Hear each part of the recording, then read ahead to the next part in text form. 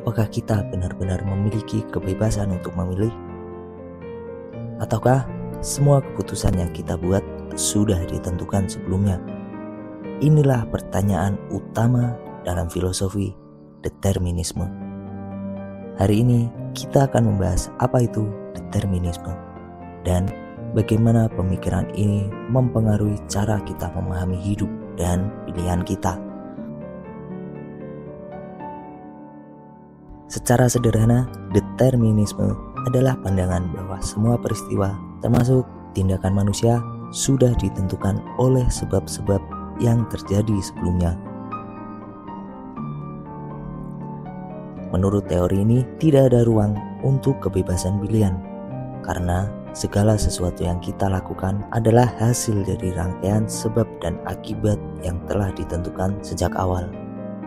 Konsep determinisme telah ada sejak zaman Yunani kuno. Salah satunya dikemukakan oleh Demokritus, seorang filsuf yang percaya bahwa segala sesuatu di alam semesta diatur oleh hukum sebab akibat. Namun, teori ini menjadi lebih populer dengan munculnya fisika klasik yang didorong oleh pemikiran Isaac Newton. Newton berpendapat bahwa alam semesta bekerja seperti mesin raksasa, di mana setiap gerakan dan peristiwa bisa diprediksi dengan hukum-hukum fisika. Bayangkan, seorang siswa yang sedang belajar untuk ujian, menurut determinisme, hasil dari ujian tersebut tidak sepenuhnya bergantung pada usahanya saat ini, melainkan pada segala hal yang telah terjadi sebelumnya, lingkungan di mana dia tumbuh, kemampuan genetiknya, bahkan kondisi otaknya pada saat itu. Semua ini saling mempengaruhi dan menurut determinisme, hasil akhirnya sudah ditentukan oleh semua faktor ini. Tentu saja, tidak semua orang setuju dengan determinisme. Banyak yang percaya pada konsep kebebasan pilihan atau free will, bahwa kita memiliki kendali atas keputusan kita sendiri. Pendukung kebebasan pilihan mengatakan bahwa meskipun ada faktor-faktor yang mempengaruhi kita, pada akhirnya kitalah yang memutuskan tindakan kita sendiri. Jika determinisme benar, apakah itu berarti kita tidak bertanggung jawab atas tindakan kita? Tidak juga. Bahkan dalam determinisme, kita masih bertanggung jawab karena tindakan kita adalah hasil dari rangkaian sebab yang melibatkan kita. Filosofi ini mengajak kita untuk melihat lebih dalam apa yang mempengaruhi keputusan kita dan bagaimana faktor-faktor eksternal membentuk hidup kita. Jadi, bagaimana cara menjalani hidup dengan pemikiran deterministik? Sederhananya, kita bisa menerima bahwa banyak hal dalam hidup ini sudah dipengaruhi oleh sebab-sebab sebelumnya.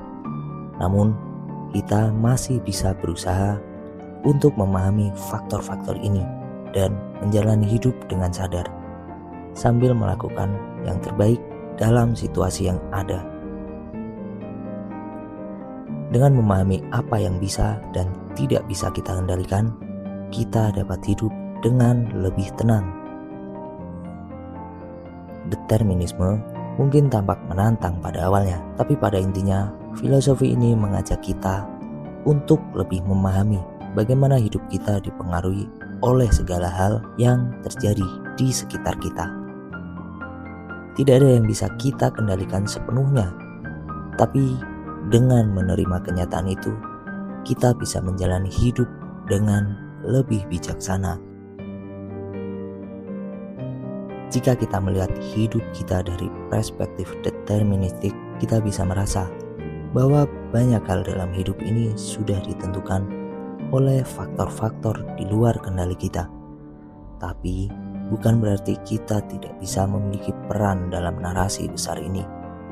Justru, kesadaran bahwa kita adalah bagian dari rantai sebab akibat ini bisa membuat kita lebih bijaksana dan menerima keadaan tanpa harus selalu khawatir tentang apa yang bisa atau tidak bisa kita kendalikan.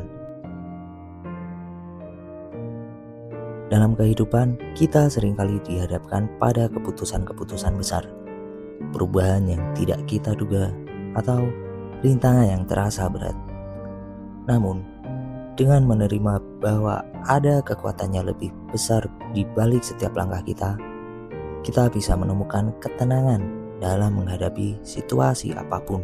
Kita mungkin tidak bisa mengubah apa yang telah ditentukan oleh sebab-sebab sebelumnya, tapi kita bisa mengubah cara kita menyikapinya.